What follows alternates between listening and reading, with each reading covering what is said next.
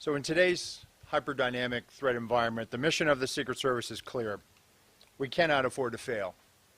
After reviewing the planning, event details, and coordination with partner agencies regarding the attempted assassination of former President Donald Trump on July 13th, our mission assurance review is nearing its completion. As I've said, this was a failure on the part of the United States Secret Service. It's important that we hold ourselves accountable for the failures of July 13th, and that we use the lessons learned to make sure that we do not have another failure like this again. The findings of the Mission Assurance Review have prompted the Secret Service to move into the accountability phase of this process. The Office of Professional Responsibility and the Office of Integrity are reviewing the findings. And as a result of these failures, what has become clear to me is we need a shift in paradigm in how we conduct our protective operations. As was demonstrated on Sunday in West Palm Beach, the threat level is evolving and requires this paradigm shift. But here are some of the findings from this Mission Assurance Review. With respect to command and control of the site in Butler, Pennsylvania, the Secret Service has the main responsibility of building the site plan. We cannot abdicate or defer our responsibilities to others. Advanced team personnel have an obligation to ensure that each site meets the protective requirements and principles of Secret Service methodologies. The Secret Service did not give clear guidance or direction to our local law enforcement partners. There were communication deficiencies between law enforcement personnel at the site. For example, the Secret Service did not co-locate its security room with local law enforcement. There was an over-reliance on mobile devices, resulting in information being siloed. For example, at approximately 1810 local time, Secret Service informed personnel that local police were addressing an issue at the 3 o'clock of the outer perimeter. At approximately 1810 local time, via phone call, the Secret Service security room calls the counter-sniper response agent reporting an individual on the roof of the AGR building. That vital piece of information was not relayed over the Secret Service radio network. At approximately 1810 and 54 seconds, verified through body camera footage of local law enforcement, officers confront the assailant on the roof of the AGR building. At 1811:05, by a phone call, the site agent calls the assistant site agent to find out what exactly is going on at the 3 o'clock, and during that call, shots ring out. At 1811:32, verified through body camera footage, the first series of shots are fired by the assailant. At 1811:36, again verified through body camera footage, a second series of shots are fired by the assailant. At 1811:47, through body camera footage, Secret Service counter-snipers neutralized the threat. With respect to diligence, line-of-sight issues were acknowledged, but not properly mitigated. Issues were encountered the day of the visit with respect to line-of-sight concerns, but they were not escalated to supervisors. While some members of the advance team were very diligent, there was complacency on the part of others that led to a breach of security protocols.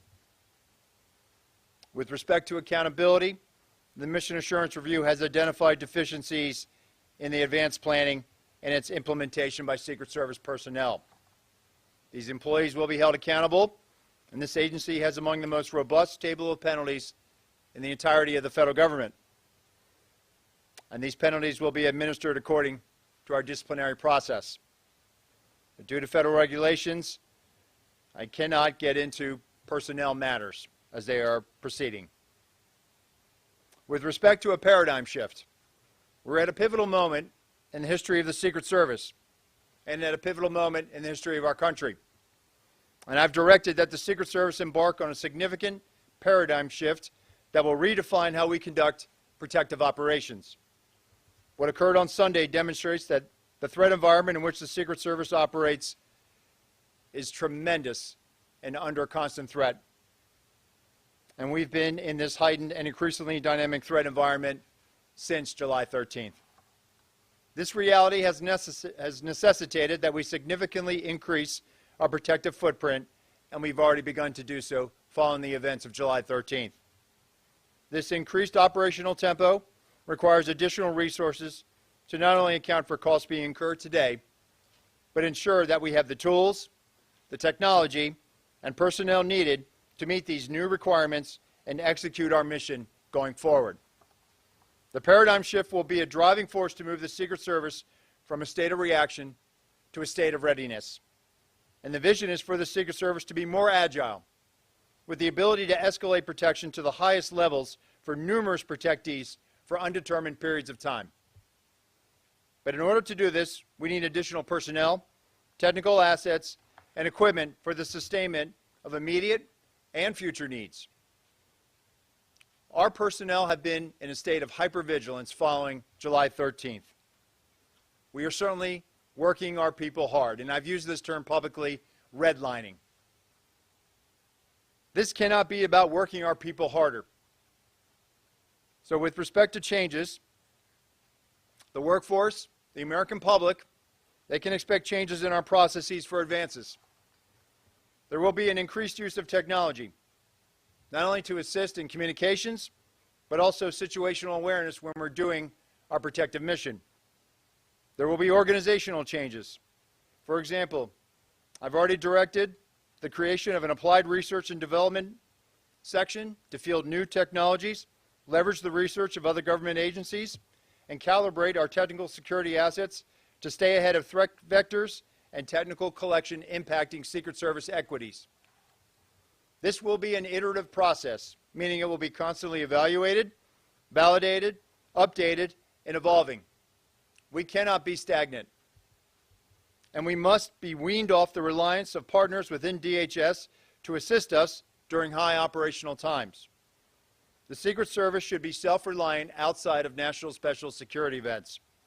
However, we recognize that we will always need assistance from our partners within the Department of Homeland Security and our partners at the Department of Defense. And I want to take this moment now also to thank our workforce. I want to conclude by thanking the men and women of the Secret Service who are working tirelessly. This summer we experienced an unprecedented operational tempo for our agency. Within a 45-day period, the Secret Service successfully implemented our operational security planning at 3 national special security events: the NATO Summit, the Republican National Convention, and the Democratic National Convention. We successfully protected both the presidential debate in Philadelphia and multiple protective visits commemorating the anniversary of the September 11th attacks. All of this took place while protecting major party candidates on the campaign trail. This high operational tempo continues as the Secret Service prepares for the United Nations General Assembly next week, where we expect to protect more than 140 visiting world leaders and heads of state. I am proud of all that we've accomplished in a very difficult and tumultuous time for the agency.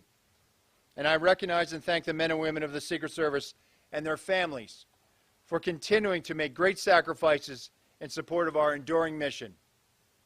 And with that, I will take questions.